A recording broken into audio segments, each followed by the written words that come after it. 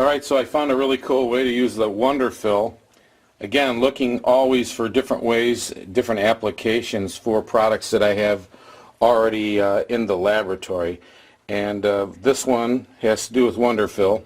And you know how excited I am about that product because it saves me so much time when I'm boxing and pouring impressions. This application entails using the product with implant bars. And the big thing with implant bars for me always is, how do we maintain this beautiful smooth roll and contour that we have that's to be cleansable, so that the patient doesn't have to be as concerned about getting it as clean, because a small prophy brush underneath of course gets it nice and cleaned up. But anyways, this is all polished and in wax, and now how do we preserve that? In the past I would take and cover this with putty, and then I would leave the mechanical retention on the back side of the analogs to engage into a pour of stone.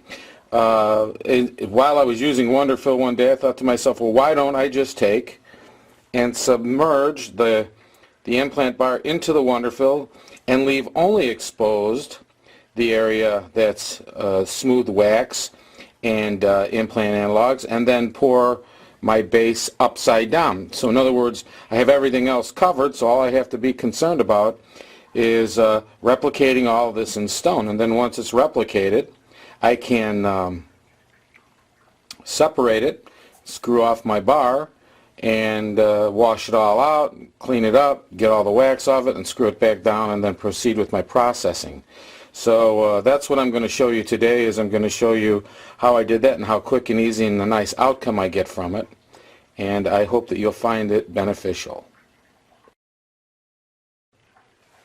Okay, so the first step is, of course, to get myself some Wonderfill out and make my little patty.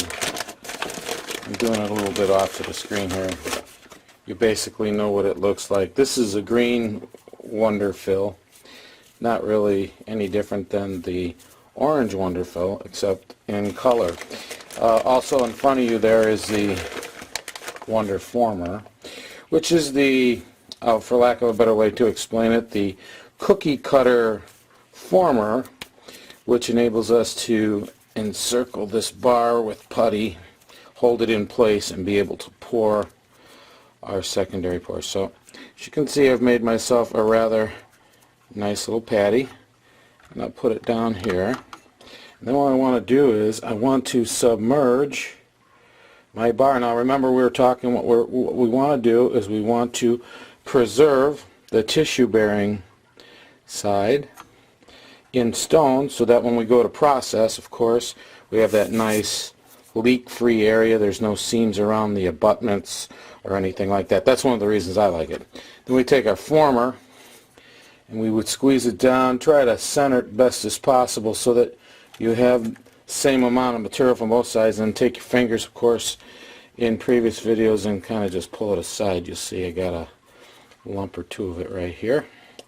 Then what we want to do is we want to go back and put this back in my container for the time being, and maybe I should probably leave a little out. I probably have to backfill a little bit. I'll show you what that's all about.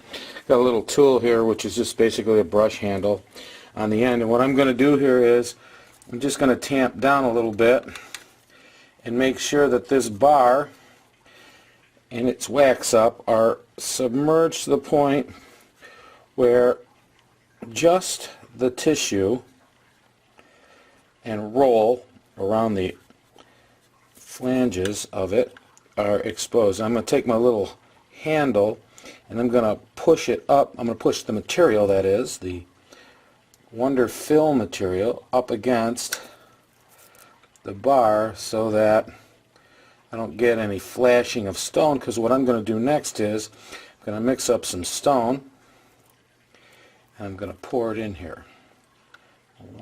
That's about it. Just to backfill it in a little bit there on either side.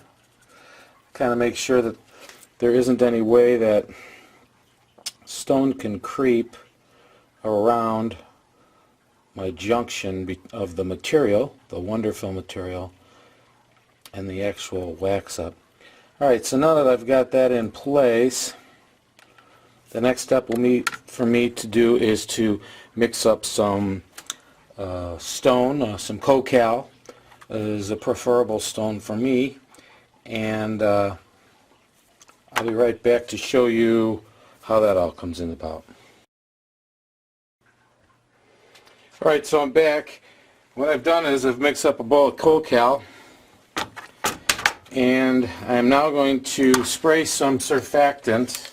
I'm using that Harvest surfactant. I like that stuff. Been using it for years. I can spray a couple little sprays. That's just to allow the stone to flow. And as you notice, I did that whole thing earlier on this nice piece of plexiglass. I can pick it right up from the counter, and I can proceed with the next step, which is to add the stone. So put my vibrator on. Now add a little stone. I usually start from the back side, and I just want it to flow. Show you real quickly. You can see, and make sure it flows really slowly so that it flows around each implant and at its interface. Do it again a little bit more. Show you that. I wiggle the platform just to get it so that it flows. You can see again, continues to flow around the implant abutments. Again, I'll just continue to add a little stone. I don't over vibrate it. I keep it on the lower setting because I don't want anything to rattle loose or create any bubbles. Again, I'll go back and show you again.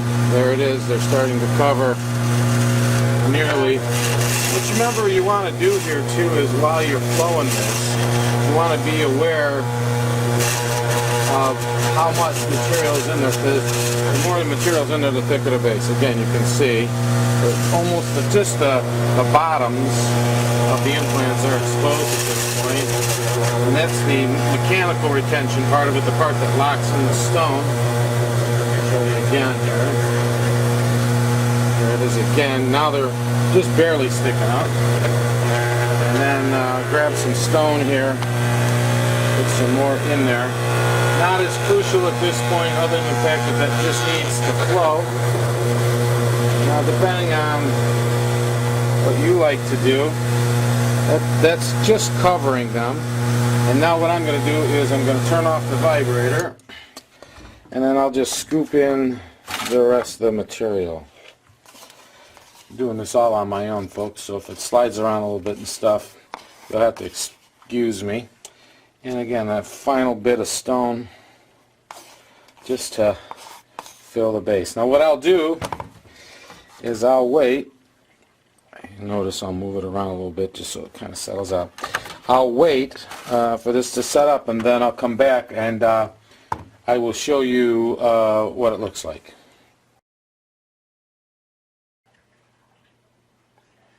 Okay, so I'm back. This is set up now. It's the Cocal.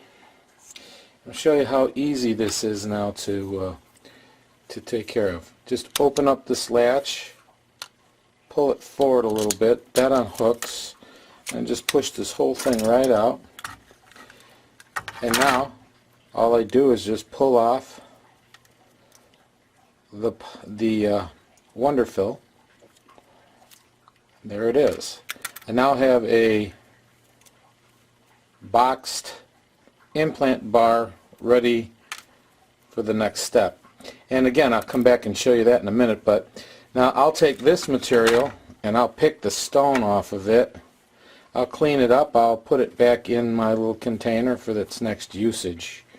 On this end, what I'll do is I'll take some running water, since this is a water-soluble product, and I will wash off all of the Wonderfill that's on it, and I will trim this model up nice and make it all look pretty. And then once I get it to that point, I'll come back and I'll show you some other stuff that I do with bars as far as processing and so forth. Alrighty.